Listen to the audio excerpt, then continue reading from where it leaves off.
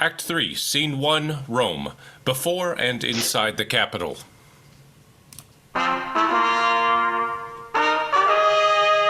Enter Caesar, Antony, Brutus, Cassius, Casca, Decius, Metellus, Cinna, Popilius, Artemidorus, and the soothsayer.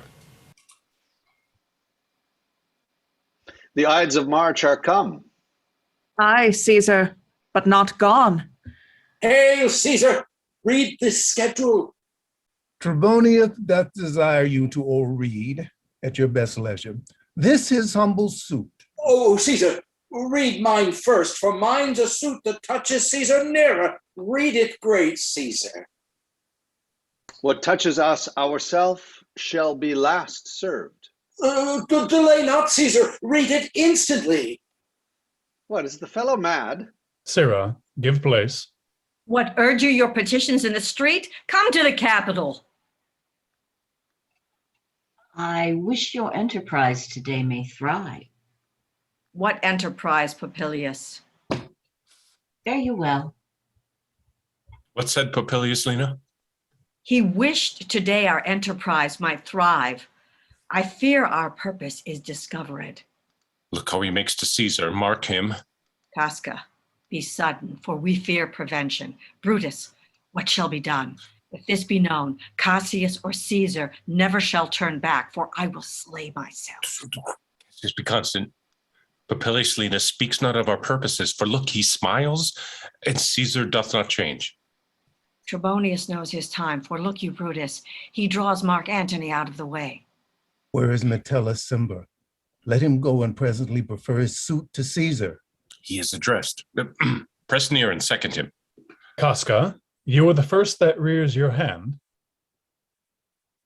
Are we all ready? What is now amiss? That Caesar and his Senate must redress.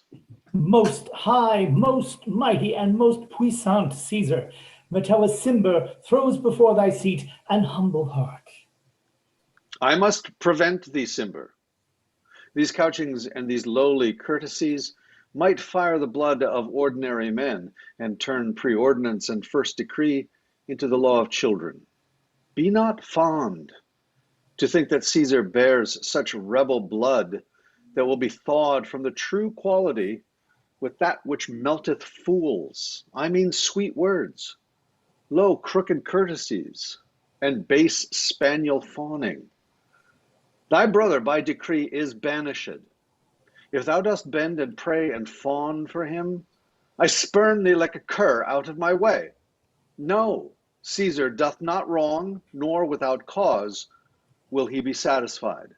Is there no voice more worthy than my own to sound more sweetly in great Caesar's ear for the repealing of my banished brother? I kiss thy hand, but not in flattery, Caesar, desiring thee that Publius Cimber may have immediate freedom of appeal. What, Brutus?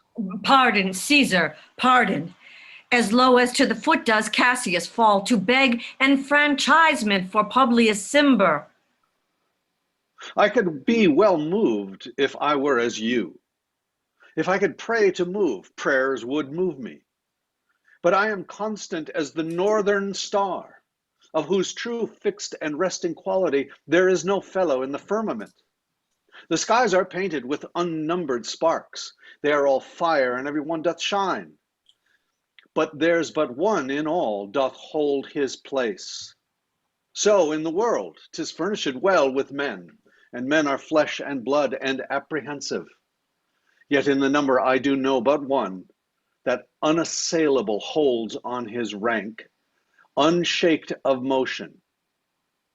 And that I am he, let me a little show it, even in this, that I was constant, Cimber, should be banished, and constant do remain to keep him so.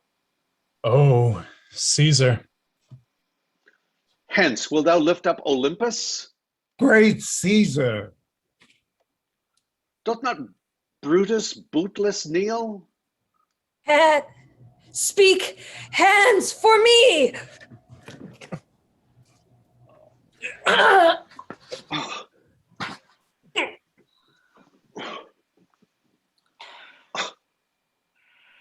To Brute? Then fall, Caesar. Liberty. Freedom. Tyranny is dead. Run hence, proclaim, cry it about the streets. Come to the common pulpits and cry out liberty, freedom, and enfranchisement. People and senators, be not affrighted, fly not, stand still. Ambition's debt is paid. Go to the pulpit, Brutus. And Cassius too. Where's Publius? Here, quite confounded with this mutiny. Stand fast together, lest some friend of Caesar should chance. No, talk not of standing, Publius, good cheer. There is no harm intended to your person, nor to no Roman else. So tell them, Publius. And leave us, Publius, lest that the people rushing on us should do your age some mischief. Do so, and let no man abide this deed, but we, the doers. Where is Antony? Fled to his house amazed. Men, wives, and children stare, cry out, and run as if it were doomsday. Fates, we will know your pleasures. That we shall die, we know, but 'tis but the time and drawing days out that men stand upon. Why, he that cuts off 20 years of life cuts off so many years of fearing death. I grant that. And then is death a benefit? So are we Caesar's friends that have abridged his time of fearing death? Stoop, Romans, stoop, and let us bathe our hands in Caesar's blood up to the elbows and besmear our swords. Then walk we forth e'en to the marketplace, and waving our red weapons o'er our heads, let's all cry peace, freedom, and liberty. Stoop then and wash. How many ages hence shall this our lofty scene be acted over, in states unborn and accents yet unknown? How many times shall Caesar bleed in sport that now on Pompey's basis lies along no worthier than the dust? So oft as that shall be, so oft shall the not of us be called the men that gave their country liberty. What shall we forth? Aye, every man away, Brutus shall lead, and we will grace his heels with the most boldest and best hearts of Rome. Soft, soft, who comes here? A friend of Antony's. Thus, Brutus, did my master bid me kneel. Thus did Mark Antony bid me fall down, and being prostrate, thus he bade me say, Brutus is noble, wise, valiant, and honest. Caesar was mighty, bold, royal, and loving. Say, I love Brutus, and I honor him. Say, I feared Caesar, honored him, and loved him. If Brutus will vouchsafe that Antony may safely come to him, and be resolved how Caesar hath deserved to lie in death, Mark Antony shall not love Caesar dead so well as Brutus living, but will follow the fortunes and affairs of noble Brutus through all the hazards of this untrod state with all true faith. So says my master Antony. My master is a wise and valiant Roman. I never thought him worse. Tell him, so please him, come unto this place, he shall be satisfied, and by mine honor depart untouched.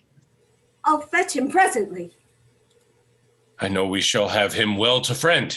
I wish we may, but yet I have a mind that fears him much, and my misgivings still fall shrewdly to the purpose. Here comes Antony. Welcome, Mark Antony. Oh, mighty Caesar, dost thou lie so low? Are all thy conquests, glories, triumphs, spoils shrunk to this little measure? Fare thee well.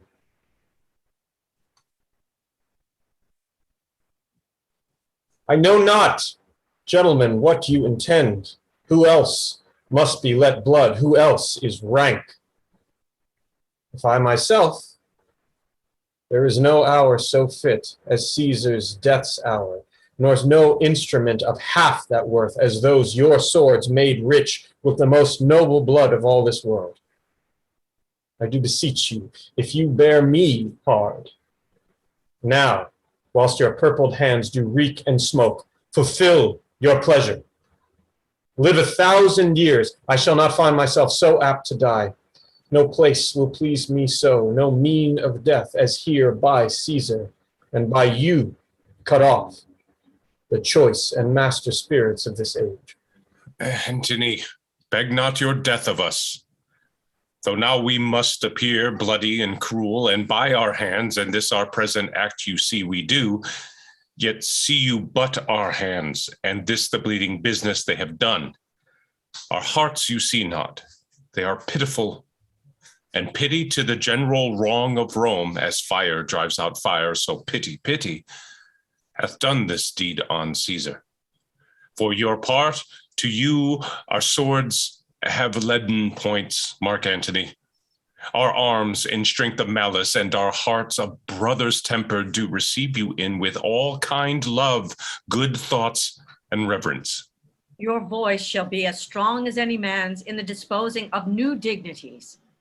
Only be patient till we have appeased the multitude besides themselves with fear, and then we will deliver you the cause why I, that did love Caesar when I struck him, have thus proceeded. I doubt not of your wisdom.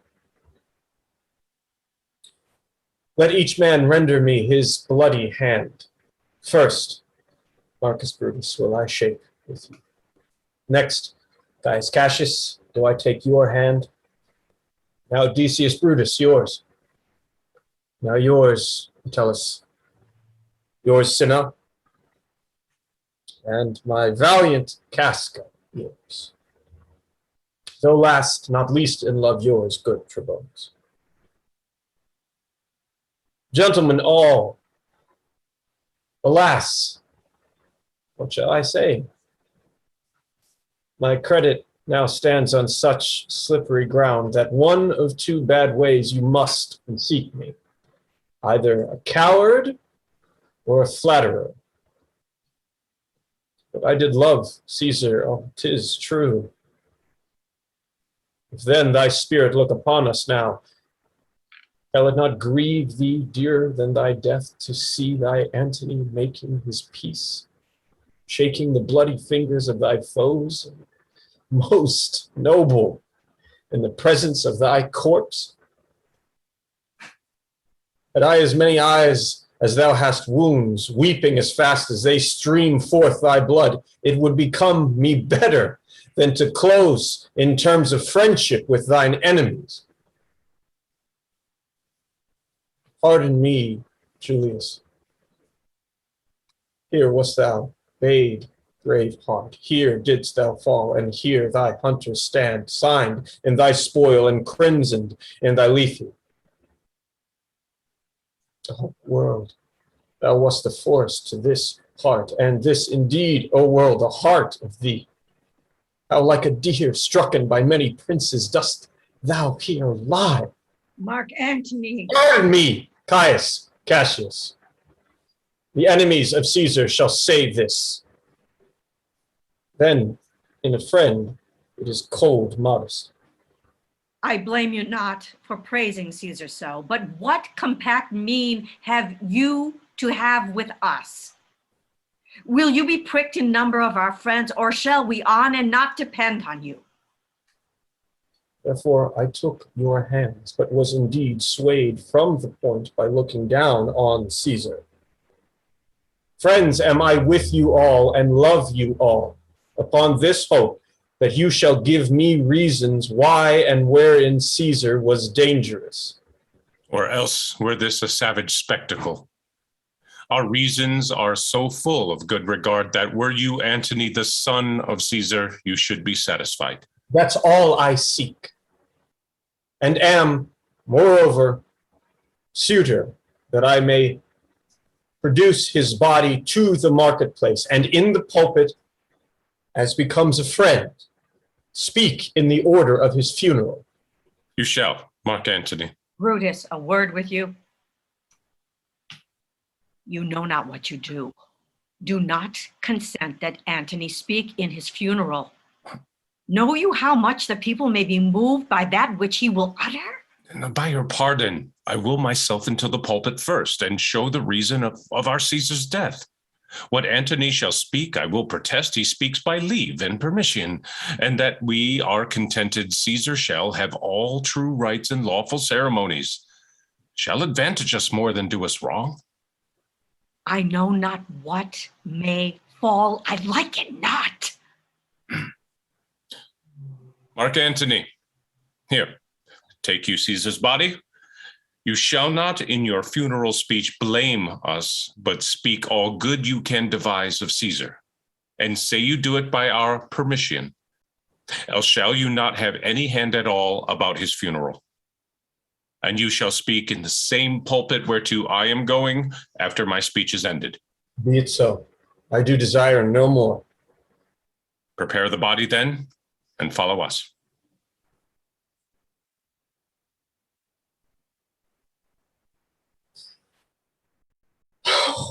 Pardon me, thou bleeding piece of earth, that I am meek and gentle with these butchers. Thou art the ruins of the noblest man that ever lived in the tide of times. Woe to the hand that shed this costly blood. Over thy wounds now do I prophesy, which like dumb mouths do ope their ruby lips to beg the voice and utterance of my tongue. A curse shall light upon the limbs of men. Domestic fury and fierce civil strife shall cumber all the parts of Italy.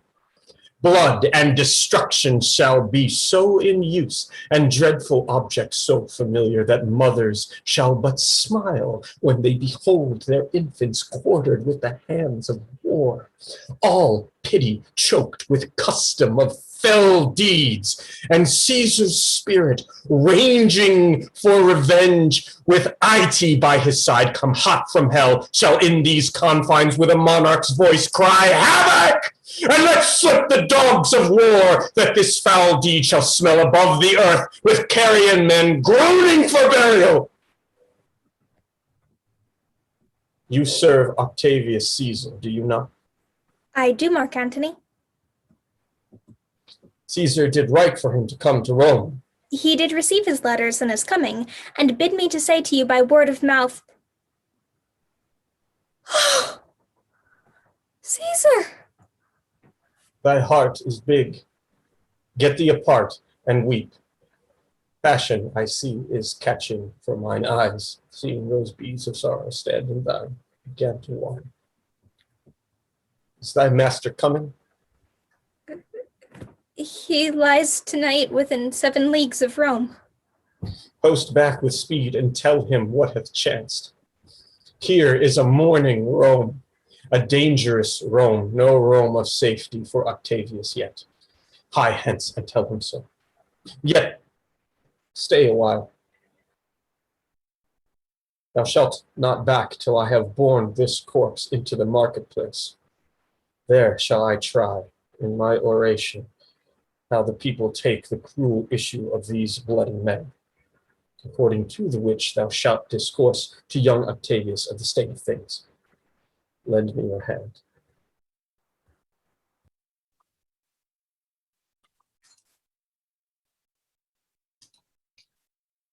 Act 3, Scene 2, the Forum, later the same day.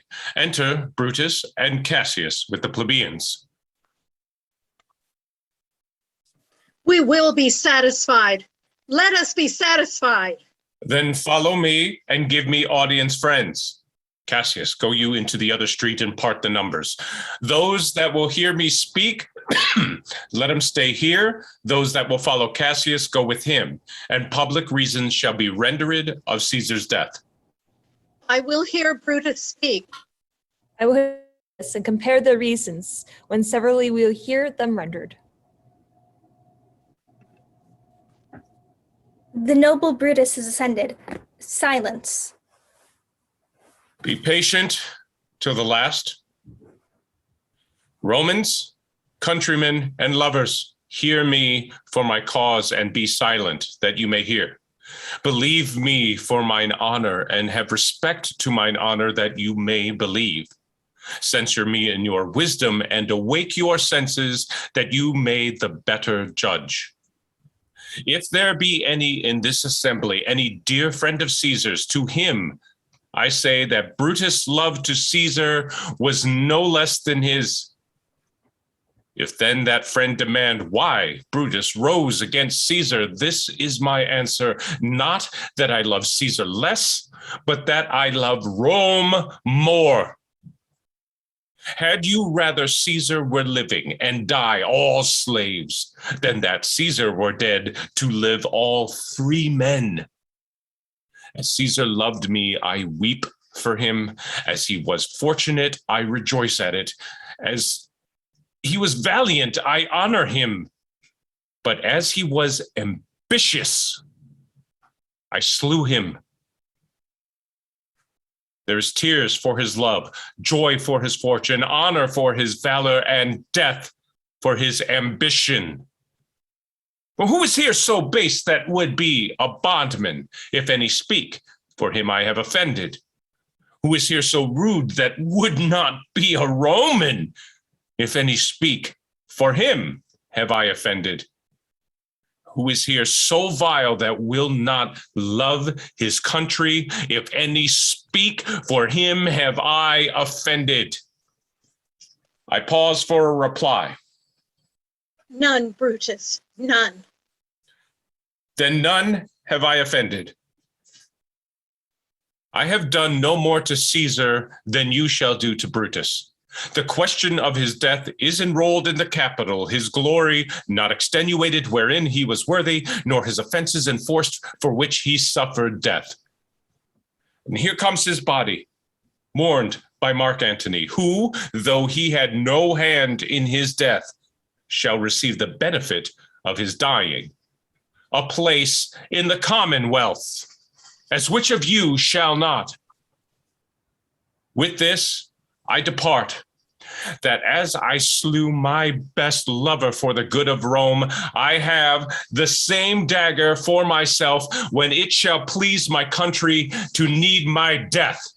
Live, Brutus! Live, live! Bring him with triumph home unto his house. Give him a statue with a verse. Let him be Caesar.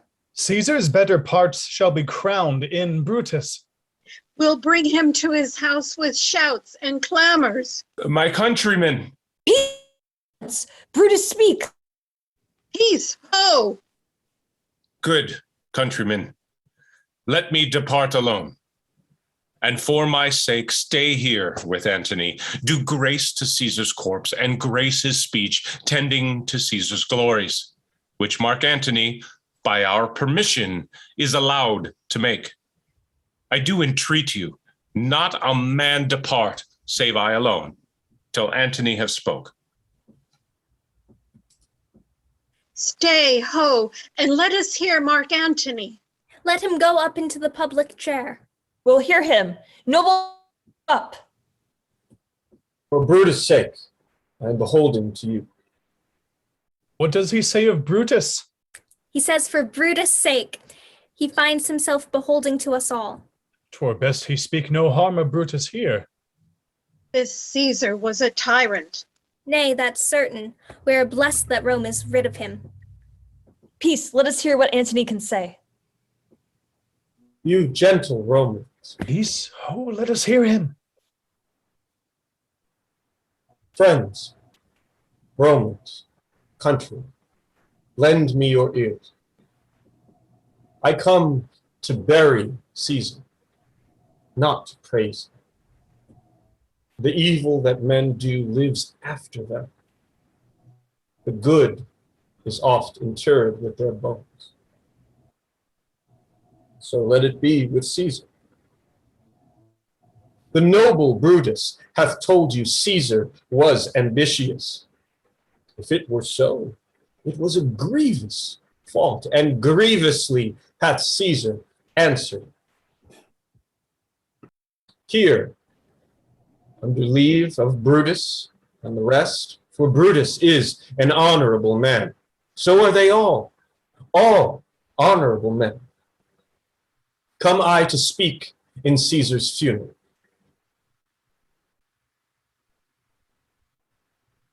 He was my friend.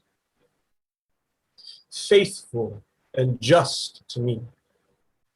And Brutus says he was ambitious, and Brutus is an honorable man. He hath brought many captives home to Rome, whose ransoms did the general coffers fill. Did this in Caesar seem ambitious? When that the poor have cried, Caesar hath wept. Ambition should be made sterner still. Yet Brutus says he was ambitious, and Brutus is an honorable man. You all did see that on the Lupercal I thrice presented him a kingly crown, which he did thrice refuse. Was this ambition? Yet Brutus says he was ambitious, and sure, he is an honorable man. I speak not to disprove what Brutus spoke, but here I am to speak what I do know. You all did love him once, not without cause. What cause withholds you then to mourn for him? Oh, judgment! Thou art fled to brutish beasts, and men have lost their reason. Bear with me. My heart is in the coffin there with Caesar, and I must pause till it come back to me. Methinks there is much reason in his sayings. Thou considerably of the matter. Caesar has had. Has he, masters? I fear there will be a worse come in his place. Mark to his words. He would not take the crown. Therefore 'tis certain he was not ambitious. If it be found so, some will dear abide it. Poor soul, his eyes are red as fire with weeping. There's not a nobler man in Rome than Antony. Now mark him. He begins again to speak. But yesterday the word of Caesar might have stood against the world. Now lies he there, and none so poor to do him reverence. Oh, masters, if I were disposed to stir your hearts and minds to mutiny and rage, I should do Brutus wrong, and Cassius wrong, who you all know are honorable men. I will not do them wrong. I rather choose to wrong the dead, to wrong myself and you, than I will wrong such honorable men. But here's a parchment with the seal of Caesar. I found it in his closet. 'Tis his will. Let but the commons hear this testament, which, pardon me, I do not mean to read. And they would go and kiss dead Caesar's wounds and dip their napkins in his sacred blood. Yea, beg a hair of him for memory, and, dying, mention it within their wills, bequeathing it as a rich legacy unto their issue. We'll hear the will. Read it, Mark Antony. The will. We will hear Caesar's will. Have patience, gentle friends. I must not read it. It is not meet. You know how Caesar loved you. You are not wood. You are not stones, but men. And being men, hearing the will of Caesar, it will inflame you. It will make you mad. 'Tis good you know not that you are his heirs, for if you should, what would come of it? Read the will. We'll hear it, Antony. You shall read us the will, Caesar's will. Will you be patient? Will you stay a while? I have overshot myself to tell you of it. I fear I wrong the honorable men whose daggers have stabbed Caesar. I do fear it. They were traitors, honorable men, the will, the testament. They were villains, murderers. Read the will. You will compel me then to read the will? Then make a ring about the corpse of Caesar, and let me show you him that made the will. Shall I descend? And will you give me leave? Come down. And you shall have leave. Irene, stand round. Stand from the hearse. Stand from the body. Move for Antony, most noble Antony. Nay, nay, press not so upon me. Stand far off. Stand back, room. Bear back.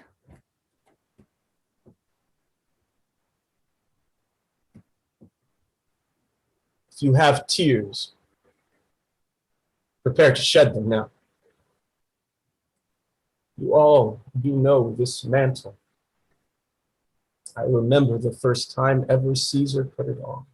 It was on a summer's evening in his tent, the day he overcame the Nervii. Look, in this place ran Cassius' dagger through. See what a rent the envious Casca made. Through this, the well-beloved Brutus stabbed, and as he plucked his cursed steel away, mark how the blood of Caesar followed it, as rushing out of doors to be resolved if Brutus so unkindly knocked or no.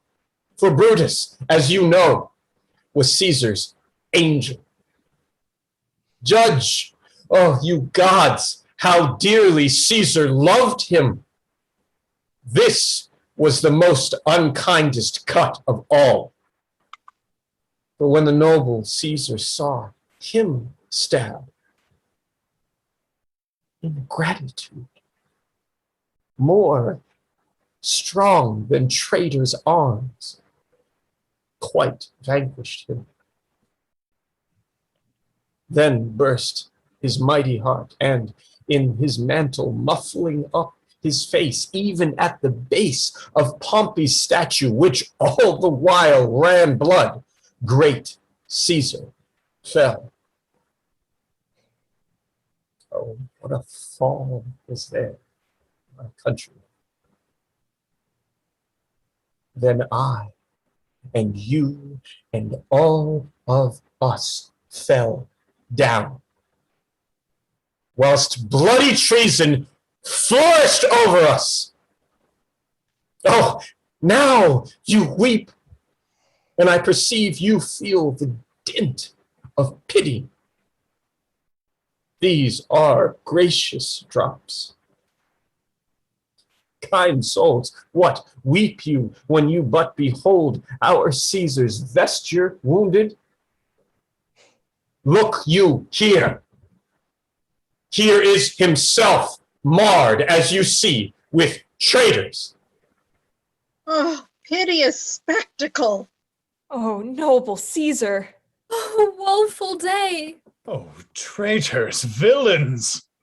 Oh, most bloody sight. We will be revenged. Revenge about seek.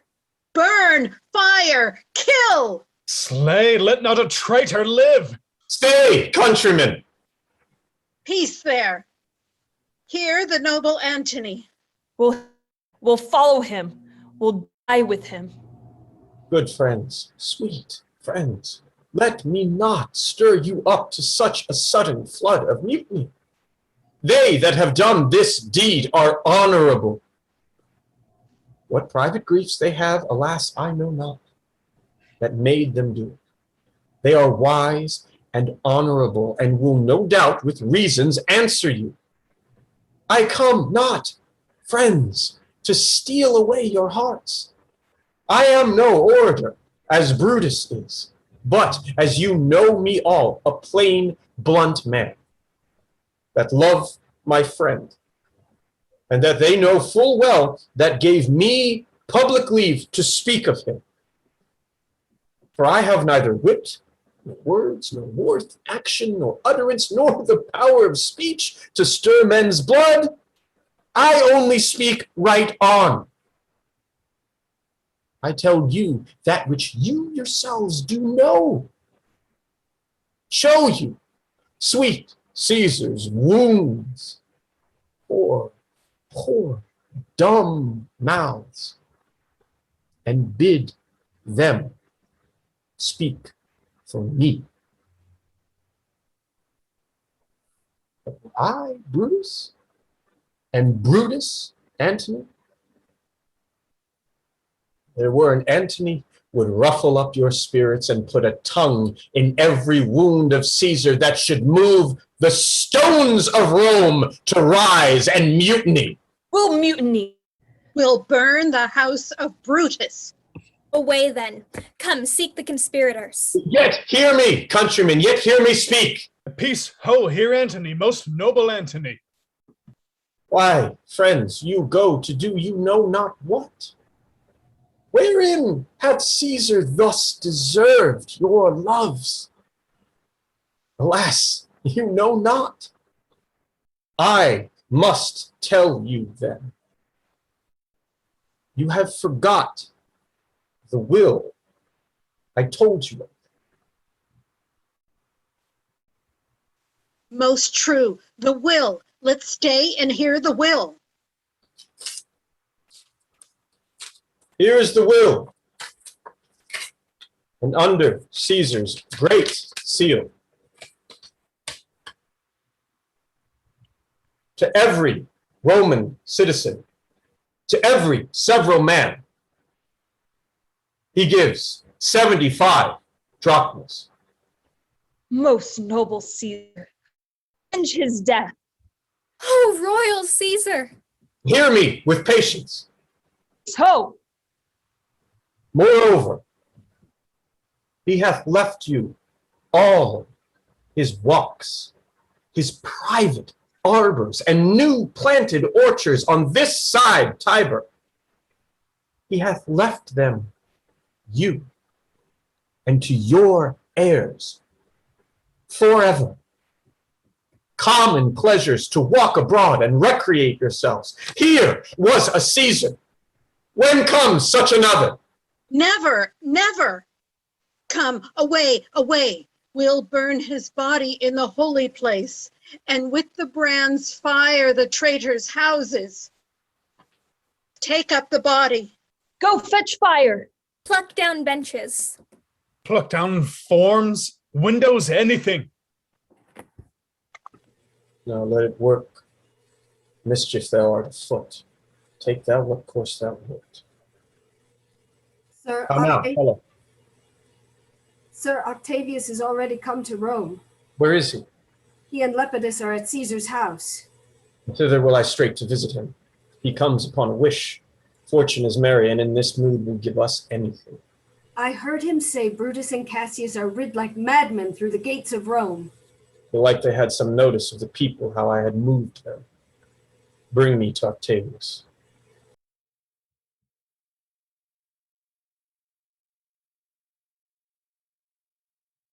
Act 3, Scene 3, a street leading away from the forum. Enter Cinna the poet, and after him the plebeians.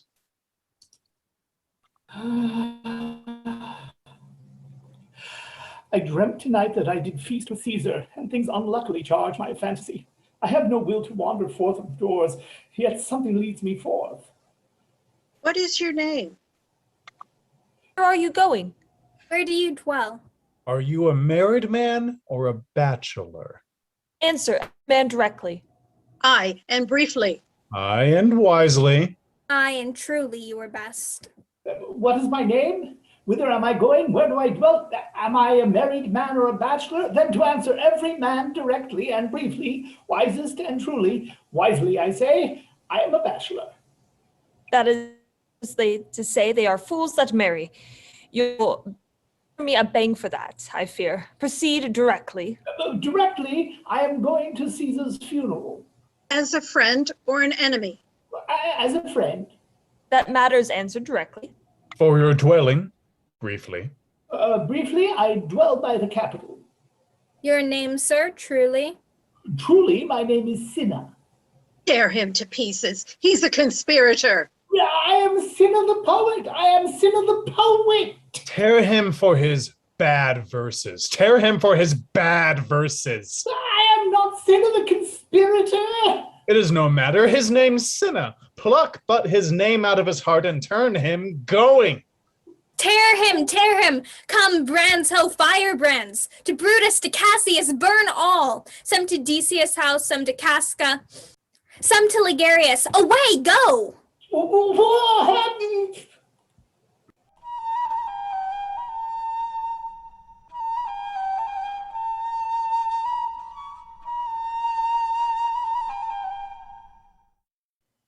Act 4, Scene 1, Rome, a room in Mark Antony's house. Enter Antony, Octavius, and Lepidus. These many then shall die. Their names are pricked. Your brother too must die. Consent you, Lepidus. I do consent. Prick him down, Anthony. Upon condition Publius shall not live, who was your sister's son, Mark Antony. He shall not live. Look, with a spot, I damn him. But, Lepidus, go you to Caesar's house. Fetch the will hither, and we shall determine how to cut off some charge in legacy. What, shall I find you here? Or here, or at the Capitol. This is a slight, unmeritable man, meet to be sent on errands. Is it fit, the threefold world divided, he should stand one of the three to share it? So you thought him and took his voice who should be pricked to die in our black sentence and proscription. Octavius, I have seen more days than you, and though we lay these honors on this man to ease ourselves of diverse slanderous loads, we shall but bear them as the ass bears gold, to groan and sweat under the business, either led or driven as we point the way. And having brought our treasure where we will, then take we down his load and turn him off, like to the empty ass, to shake his ears and graze in commons. You may do your will, but he's a tried and valiant soldier. So is my horse, Octavius, and for that I do appoint him store of provender.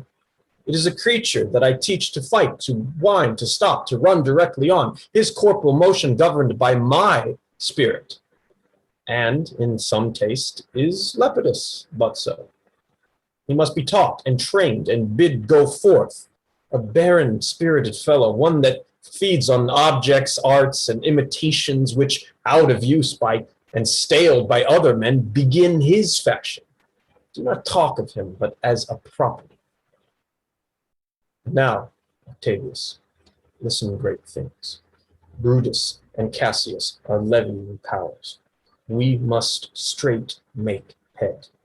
Therefore let our alliance be combined, our best friends made, our means stretched, and let us presently go sit in council how covert matters may be best disclosed, and open perils surest answered. Let us do so, for we are at the stake and bayed about with many enemies, and some that smile have in their hearts, I fear, millions of mischiefs.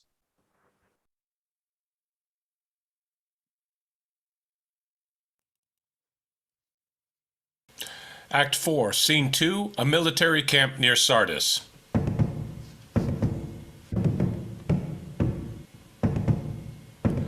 Enter Brutus, Lucilius, Lucius, and the army. Titinius and Pindarus meet them. Stand ho! Give the word ho and stand. What now, Lucilius? Is Cassius near?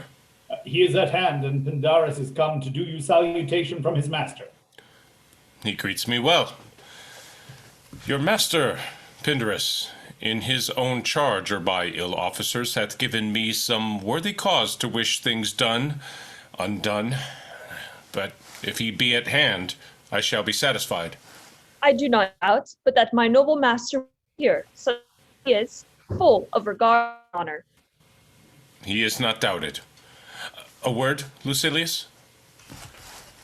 How he received you, let me be resolved. With courtesy and with respect enough, but not with such familiar instances, nor with such free and friendly conference as he hath used of old. Thou hast described a hot friend cooling.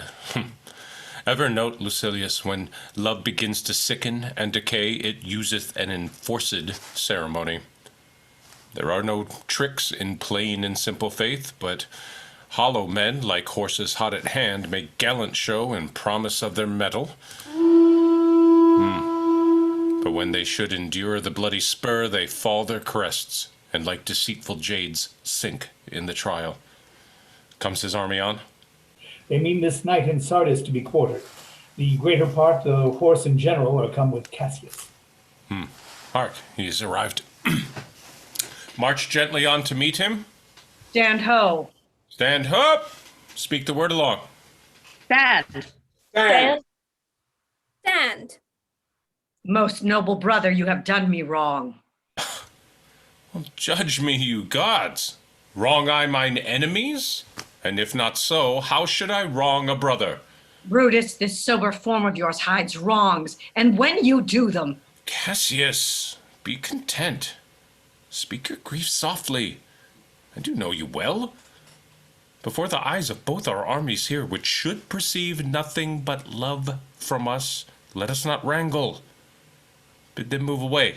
Then in my tent, Cassius, enlarge your griefs, and I will give you audience. Pindars, bid our commanders lead their charges off a little from this ground. Lucius, do you the like, and let no man come to our tent till we have done our conference. Let Lucilius and Titinius guard our door.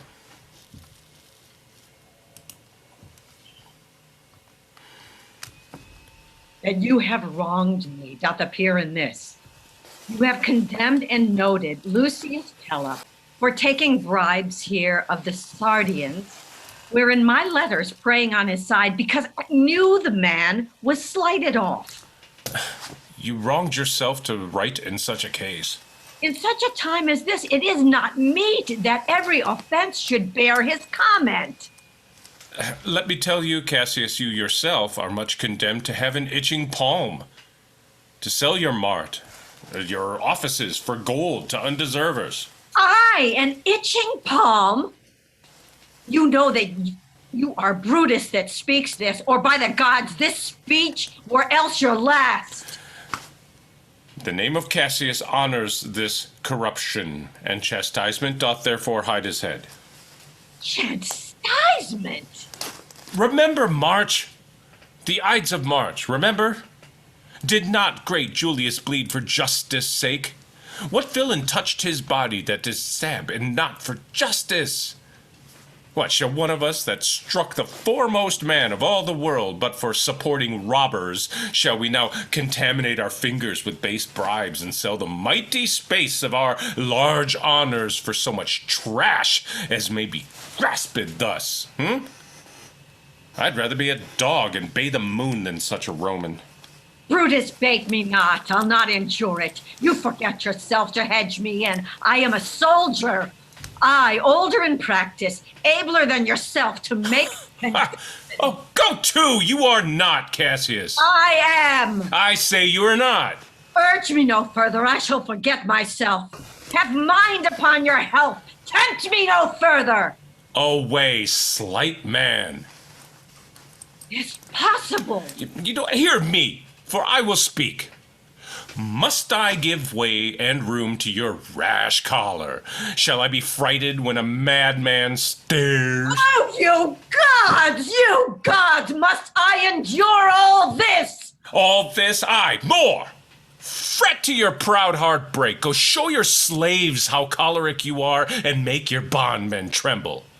Must I budge? Must I observe you? Must I stand and crouch under your testy humor?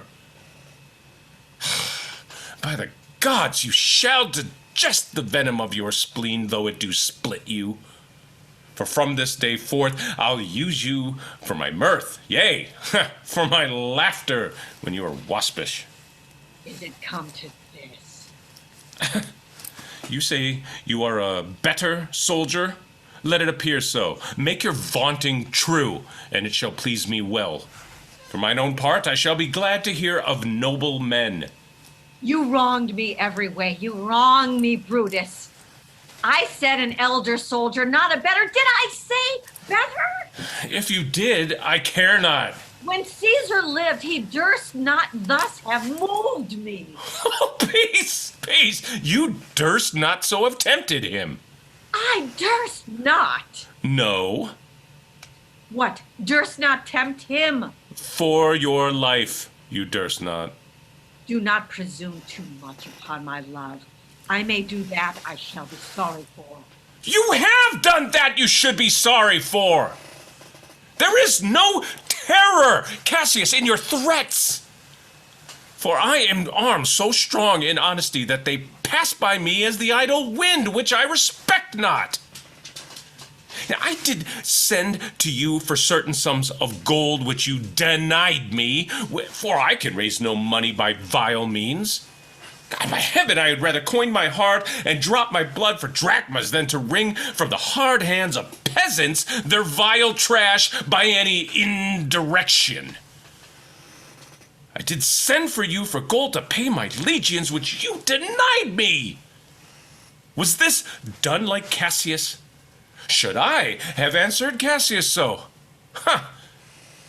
When Marcus Brutus grows so covetous to lock such rascal counters from his friends, oh, be ready, gods, with all your thunderbolts, and dash him to pieces.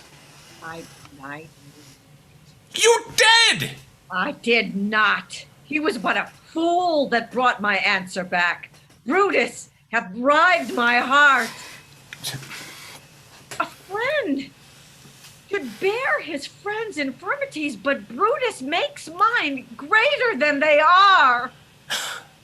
I do not till you practice them on me. You love me not. I do not like your faults. A friendly eye could never see such faults. Oh, a flatterer's would not, though they do appear as huge as high Olympus. Come, Antony, and come, Octavius, come. Revenge yourselves alone on Cassius, for Cassius is a weary of the world, hated by one he loves, braved by his brother, kept like a bondsman, all his faults observed, set in a notebook, learned and gone by rote to cast into my teeth. Oh, I could weep my spirit from my eyes. There is my dagger. And here my naked breast within a heart, dearer than Pluto's mine, richer than gold. If that thou be'st a Roman, take it forth. I that denied thee gold will give thee my heart. Strike as thou didst as Caesar, for I know when thou didst hate him worst, thou loved him better than ever thou lovest Cassius. Sheath your dagger. Be angry when you will, it shall have scope. Do what you will, dishonor shall be humor. Cassius, you are yoked with a lamb that carries anger as the flint bears fire, who much enforced shows a hasty spark and straight is cold again. Have Cassius lived to be but mirth and laughter with Brutus, when grief and blood ill-tempered vexeth him? When I spoke that, I was ill-tempered too. You confess so much. Give me your hand. And my heart too. Oh, Brutus, What's the matter? have not you love enough to bear with me?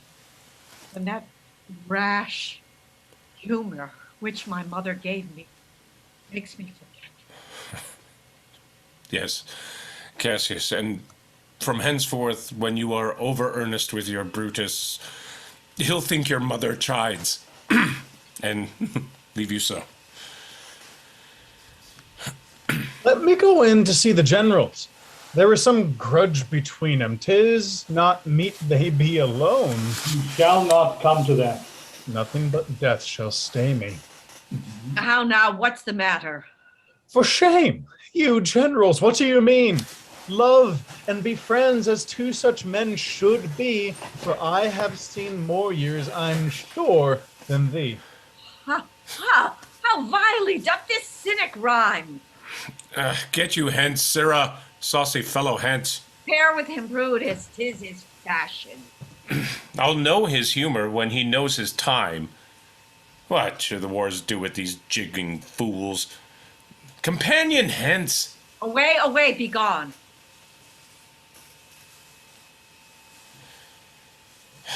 Lucilius, Titinius, bid the commanders prepare to lodge their companies tonight. And come yourselves and bring Messala with you immediately to us. Lucius, bowl of wine. I did not think you could have been so angry. Cassius, I am sick of many griefs. Of your philosophy, you make no use if you give place to accidental evil. No man bears sorrow better. Portia is dead. What? Portia? She's dead.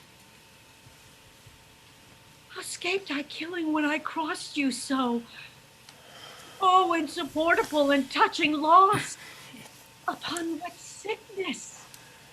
Impatient of my absence, and grief that young Octavius with Mark Antony have made themselves so strong, and for with her death that tidings came. With this she fell distracted, and her attendants absent swallowed fire. And died so? Even so. Oh, you immortal gods! Speak no more of her. Give me a bowl of wine. In this I bury all unkindness, Cassius. My heart is thirsty for that noble pledge. Fill, Lucius, till the wine o'erswell the cup. I cannot drink too much of Brutus's love. Come in. Titinius, welcome. Good Messala. Now, sit we close about this taper here and call in question our necessities. Portia, art thou gone? No more, I pray you. Messala, I have here received letters that young Octavius and Mark Antony come down upon us with a mighty power, bending their expedition toward Philippi. Myself have letters of the self-same tenor. With what addition? That by proscription and bills of outlawry, Octavius, Antony, and Lepidus have put to death 100 senators. Well, therein our letters do not well agree. Mine speak of 70 senators that died by their prescriptions, Cicero being one. Cicero won? Cicero is dead. And by that order of prescription, had you your letters from your wife, my lord? No, Messala. No, nothing in your letters rid of her? Nothing, Messala. That methinks is strange. Why ask you? Heard you aught of her in yours? No, my lord. Now, as you are a Roman, tell me true. Then, like a Roman, bear the truth I tell, for certain she is dead, and by strange manner.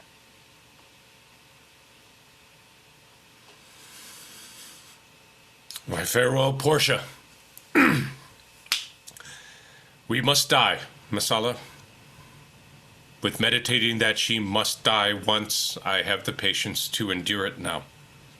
Even so, great men, great losses should endure. I have as much in art as you, but yet my nature could not bear it so. Well, to our work alive. What do you think of marching to Philippi presently? I do not think it good. Your reason? This is it. 'Tis better that the enemy seek us. So shall he waste his means, weary his soldiers, doing himself offense, whilst we, lying still, are full of rest, defense, and nimbleness. Yep. And good reasons must of force give place to better. The people twixt Philippi and this ground do stand but in a forced affection. For they have grudged us contribution. The enemy, marching along by them shall make a fuller number up. Come on refreshed, new added and encouraged, from which advantage shall we cut him off, if at Philippi we do face him there, these people at our back. Hear me, good brother. Well, under your pardon, you must note besides that we have tried the utmost of our friends. Our legions are brimful, our cause is ripe. The enemy increaseth every day. We at the height are ready to decline. And there is a tide in the affairs of men which, taken at the flood, leads on to fortune. Omitted, all the voyage of their life is bound in shallows and in miseries. And on such a full sea are we now afloat, and we must take the current when it serves, or lose our ventures. Then, with your will, go on. Along ourselves and meet them at Philippi's. The deep of night is crept upon our talk, and nature must obey necessity, which we will niggard with a little rest. There is no more to say. No more. Good night. Early tomorrow we will rise and hence. Lucius, my gown. Farewell, good Messala, and good night, Titinius. Noble Cassius. Good night and good repose. Oh, my dear brother. This was an ill beginning of the night. Never come such division between our souls. Let it not, Brutus. Everything is well. Good night, my lord. Good night, good brother. I farewell, everyone.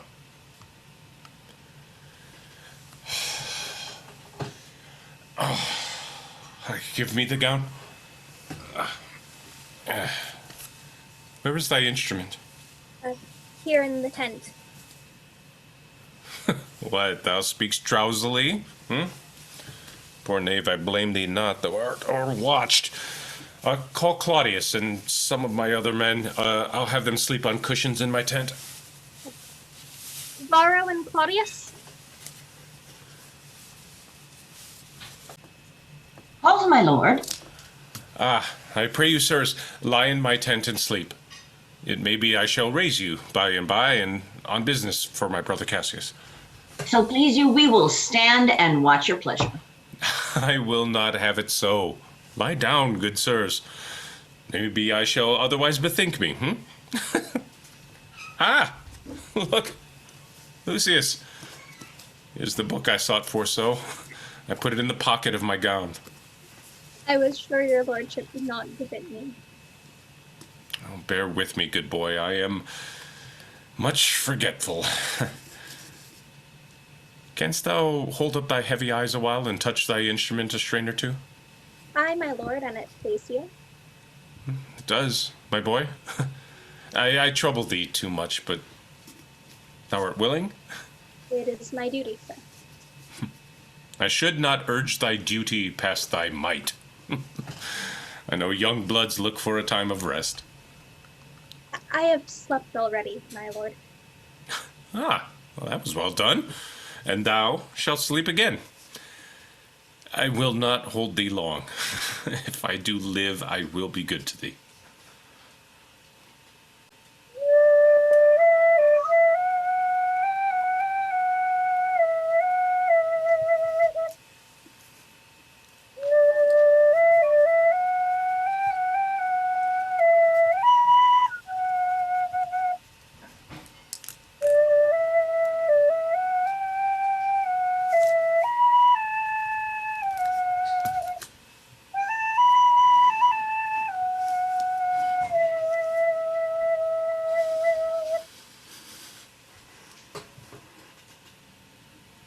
Oh, this is a sleepy tune. Murderous slumber, layest thou thy leaden mace upon my boy that plays thee music? Gentle knave, good night. I will not do thee so much wrong to wake thee. Ooh, if thou dost not, thou breaks thy instrument. I'll take it from thee and... Good boy, good night.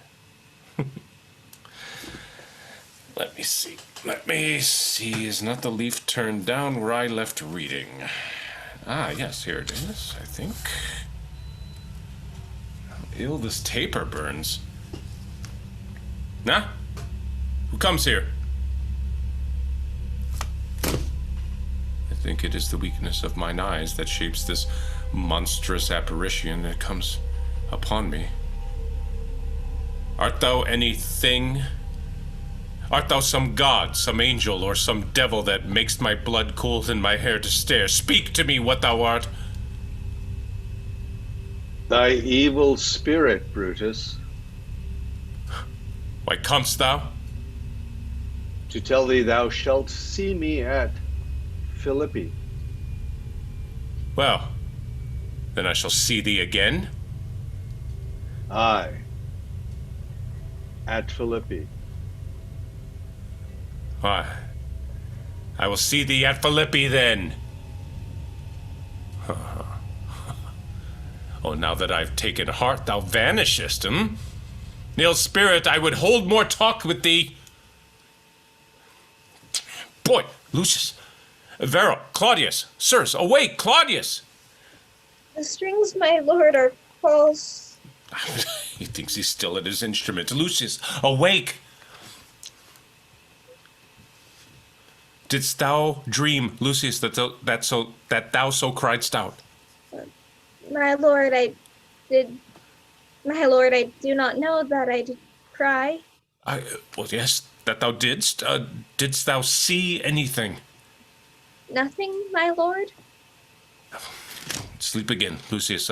Sarah, Claudius, fellow thou, awake. My lord. My lord. Why did you so cry out, sirs, in your sleep?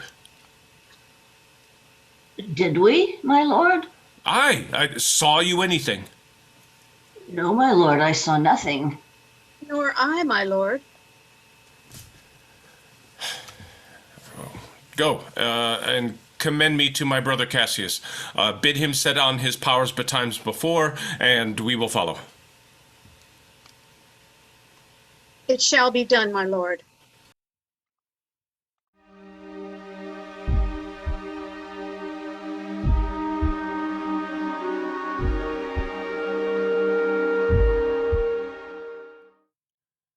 Act 5, Scene 1, a battlefield on the plains of Philippi. Enter Octavius, Antony, and their army. Now, Antony, our hopes are answered. You said the enemy would not come down, but keep the hills and upper regions. It proves not so. Their battles are at hand. They mean to warn us at Philippi here, answering before we do demand of them. I am in their bosoms, and I know wherefore they do it. They could be content to visit other places and come down with fearful bravery, thinking by this face to fasten in our thoughts that they have courage. But 'tis not so. Prepare you, generals. The enemy comes on in gallant show. Their bloody sign of battle is hung out, and something to be done immediately. Octavius, lead your battle softly on upon the left hand of the even field. Upon the right hand, I keep thou the left. Why do you cross me in this exigent? I do not cross you, but I will do so.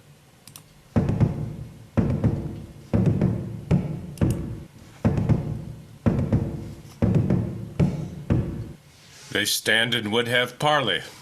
Stand fast, Titinius. We must out and talk. Mark Antony, shall we give sign of battle? No, Caesar, we will answer on their charge. Make forth.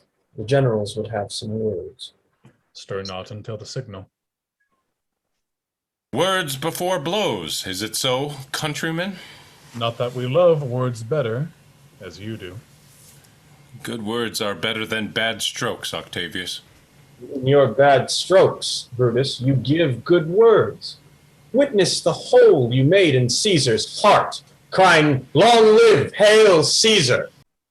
Antony, the posture of your blows are yet unknown.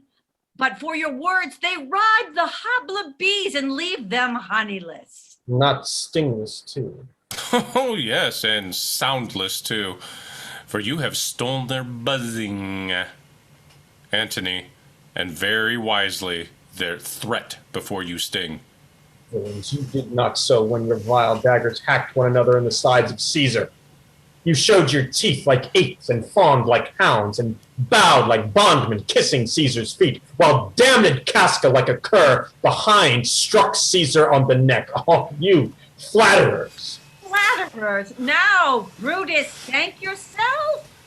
This tongue had not offended so today if Cassius might have ruled. Come, the cause. If arguing makes us sweat, the proof of it will turn to redder drops. Look, I draw a sword against conspirators. When think you that the sword goes up again? Never till Caesar's 33 wounds be well avenged, or till another Caesar have added slaughter to the sword of traitors. Caesar, thou canst not die by traitors' hands unless thou bringst them with thee. So I hope.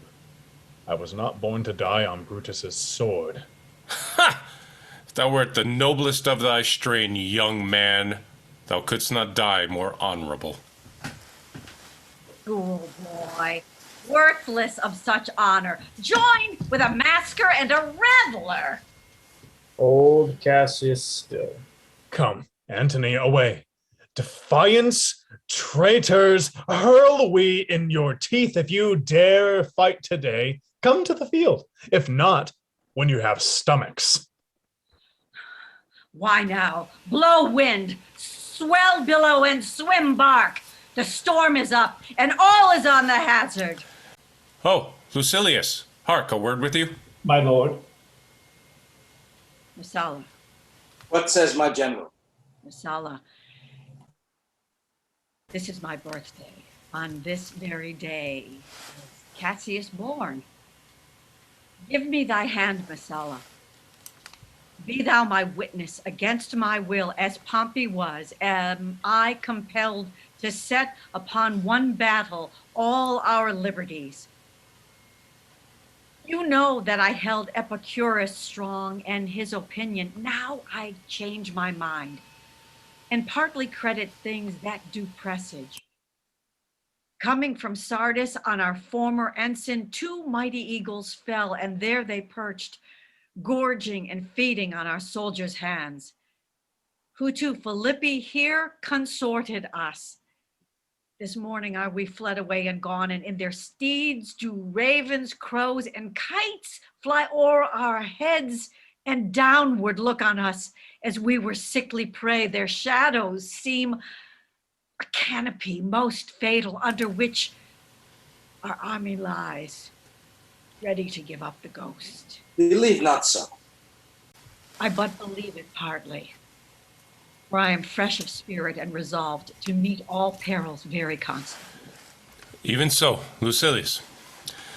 Now, most noble Brutus, the gods today stand friendly that we may, lovers in peace, lead on our days to age. But since the affairs of men rest still uncertain, let's reason with the worst that may befall. If we do lose this battle, then is this the very last time we shall speak together? What are you then determined to do? In by the rule of that philosophy by which I did blame Cato for the death which he did give himself, I know not how, but I do find it cowardly and vile for fear of what might fall, so to prevent the time of life, arming myself with patience to stay the providence of some high powers that govern us below.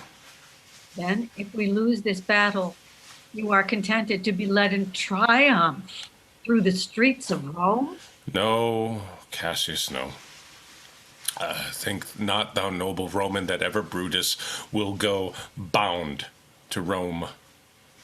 Bears too great a mind.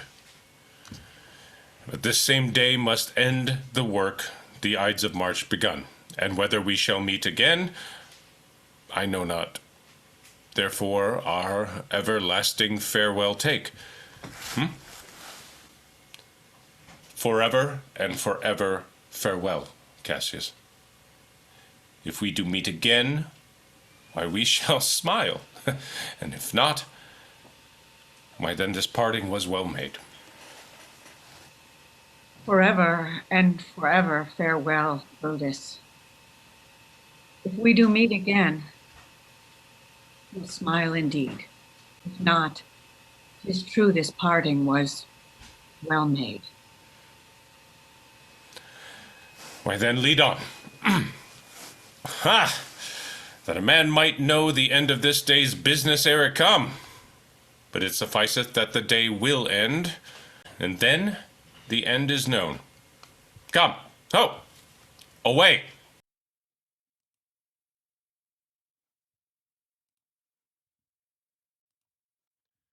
Act 5, Scene 2, Brutus' side of the battlefield. Enter Brutus and Messala. Ride, Messala, ride, and give these bills unto the legion on the other side. Let them set on at once, for I perceive but cold demeanor in Octavius' wing. Sudden push gives them the overthrow. Ride, Messala, ride, let them all come down.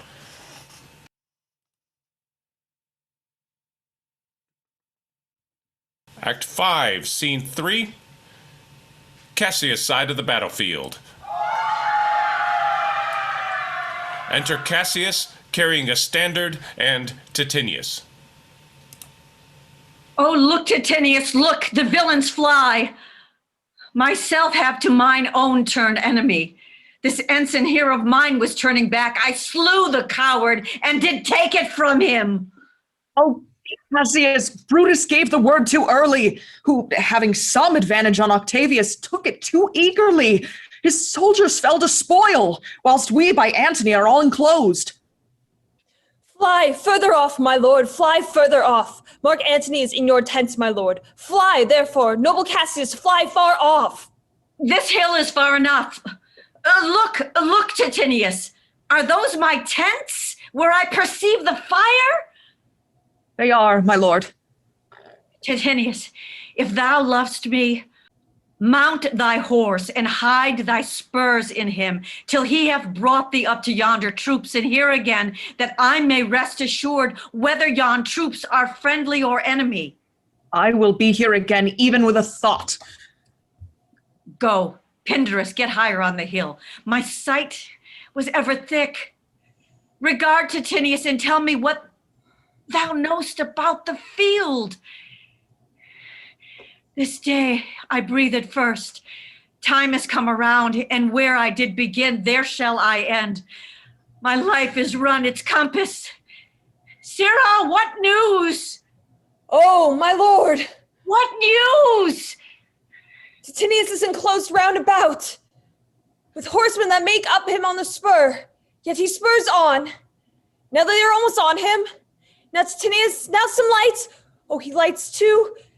He's ta'en! And hark!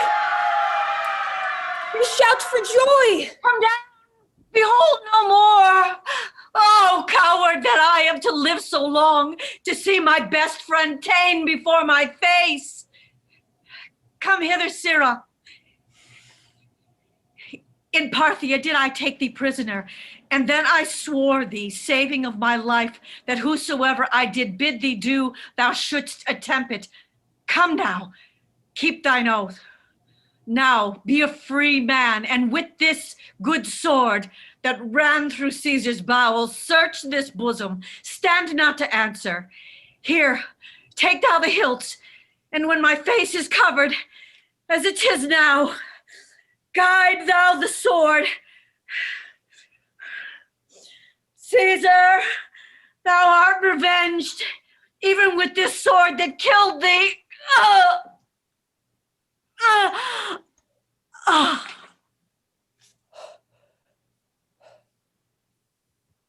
So I am free, yet would not have been so. Just I have done my will. O Cassius, far from this country, Pindarus shall run, where never Roman shall take note of him. It is but change, Titinius, for Octavius is overthrown by noble Brutus' power, as Cassius' legions are by Antony. These tidings will well comfort Cassius. Where did you leave him? all disconsolate with Pindarus, his bondman, on this hill. Is that not he that lies upon the ground? He lies not like the living. Oh, my heart. Is not that he? No, this was he, Messala. But Cassius is no more.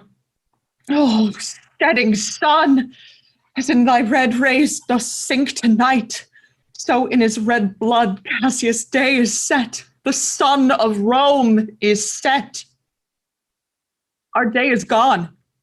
Clouds, dews, and dangers come. Our deeds are done. Mistrust of my success hath done this deed. Mistrust of good success hath done this deed. O hateful error, melancholy's child, why dost thou show to the apt thoughts of men the things that are not?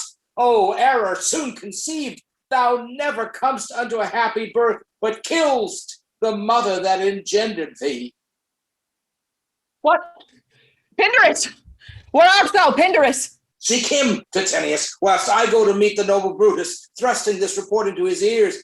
I may say, thrusting it, for piercing steel and darts envenomed shall be as welcome to the ears of Brutus as tidings of this sight.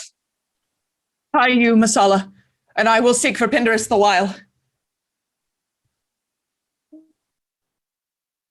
Why didst thou send me forth, brave Cassius?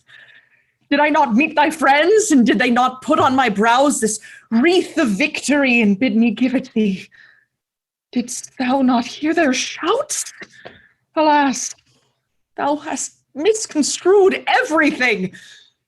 Oh, behold thee. Take this garland on thy brow. Thy Brutus bid me give it thee, and I will do his bidding. Brutus, come apace and see how I regarded Caius Cassius. By your leave, gods, this is a Roman's part. Come, Cassius' sword, and find Titinius' heart.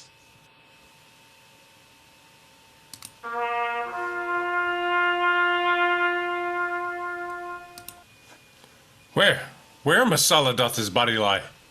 Lo, yonder, and Titinius mourning it. Titinius faces upward. He is slain. Julius Caesar, thou art mighty yet. Thy spirit walks abroad and turns our swords into our own proper entrails.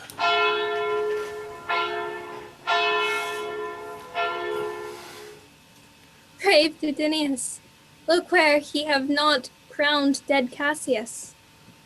Are yet 2 Romans living such as these? The last of all the Romans. Fare thee well. It is impossible that ever Rome should breed thy fellow. Friends, I owe more tears to this dead man than you shall see me pay. And I shall find time. Cassius, I shall find time. Come, therefore, and to Thassus send his body. His funeral shall not be in our camp, lest it discomfort us. Lucilius, come. And come, young Cato, let us to the field. Labio and Flavius, set our battles on. 'Tis 3 o'clock, and Romans, yet ere night, we shall try fortune in a second fight.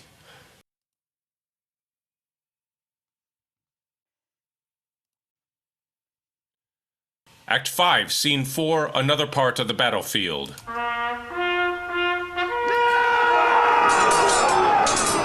Enter Brutus, Messala, Cato, Lucilius, and Flavius. Yet countrymen, yet hold up your heads! What bastard doth not? Who will go with me? I will proclaim my name about the field. I am the son of Marcus Cato, ho! A foe to tyrants and my country's friend. I am the son of Marcus Cato, ho! And I am Brutus, Marcus Brutus I. Brutus, my country's friend, know me for Brutus. O young and noble Cato, art thou down? Why now thou diest as bravely as Titinus. and mayst be honored, being Cato's son. Yield, or thou diest. Only I yield to die. There is so much that thou wilt kill me straight. Kill Brutus and be honored in his death. We must not. A noble prisoner. Room ho, tell Antony Brutus is ta'en. I'll tell the news. Here comes the general. Brutus is ta'en. Brutus is ta'en, my lord. Where is he? Safe, Antony. Brutus is safe enough. I dare assure thee that no enemy shall ever take alive the noble Brutus. The gods defend him from so great a shame. When you do find him, or alive or dead, he will be found like Brutus, like himself. This is not Brutus, friend, but I assure you a prize no less in worth. Keep this man safe. Give him all kindness. I'd rather have such men my friends than enemies.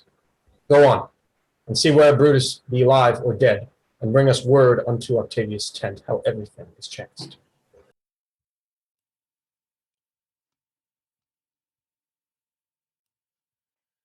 Act 5, Scene 5, the hills outside of Philippi. And to Brutus, Dardanius, Clytus, Strato, and Volumnius. Come, poor remnants of friends, rest on this rock.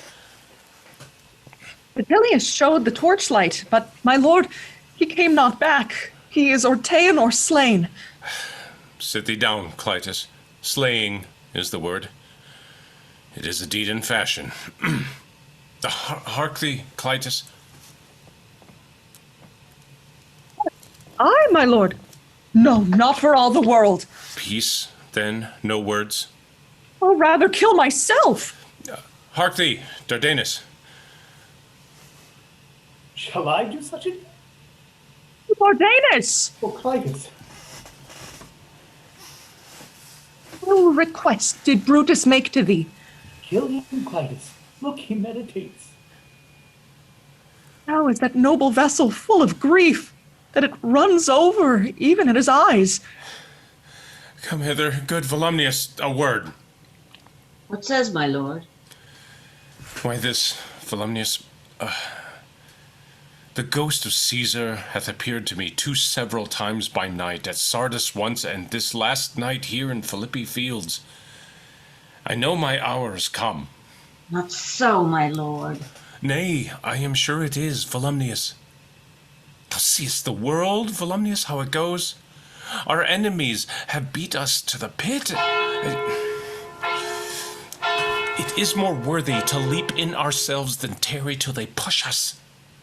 Good Volumnius, thou knowest that we two went to school together. Even for that love of old, I prithee, hold thou my sword hilts whilst I run on it. That's not an office for a friend, my lord. Fly, my lord, there is no tarrying here. Farewell to you, and you, Volumnius. Strato, thou hast all this while asleep? Farewell to thee too, Strato. Countrymen, my heart doth joy that yet in all my life I found no man but he was true to me. I shall have glory by this losing day more than Octavius and Mark Antony by this vile conquest shall attain unto. So fare you well at once, for Brutus' tongue hath almost ended his life's history. Night hangs upon my eyes, my bones would rest that have but labored to attain this hour. Fly, my lord, fly! Hence, I will follow.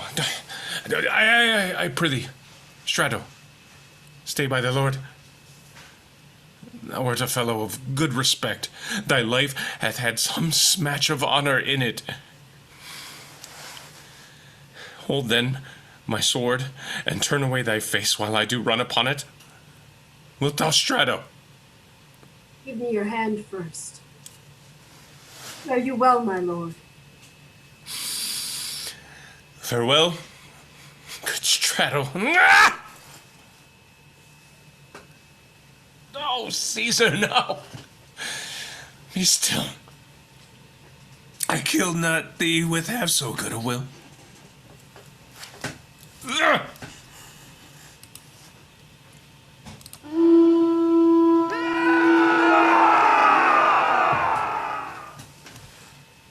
What man is that? My master's man. Strato, where is thy master? Free from the bondage you are in, Messala. The conquerors can but make fire of him, for Brutus only overcame himself, and no man else hath honor by his death. So Brutus should be found. I thank thee, Brutus, that thou hast proved Lucilius' saying true. All that served Brutus, I will entertain them. Fellow, wilt thou bestow thy time with me? Aye, if Messala will prefer me to you. Do so, good Messala. How died my master, Strato? I held the sword, and he did run on it. Octavius, then take him to follow thee, that did the latest service to my master. This was the noblest Roman of them all. All the conspirators, save only he, did that they did in envy of great Caesar. He, only in a general honest thought and common good to all, made one of them. His life was gentle, and the elements so mixed in him that nature might stand up and say to all the world, this was a man. According to his virtue, let us use him with all respect and rites of burial. Within my tent his bones tonight shall lie, most like a soldier, ordered honorably. So call the field to rest, and let's away to part the glories of this happy day.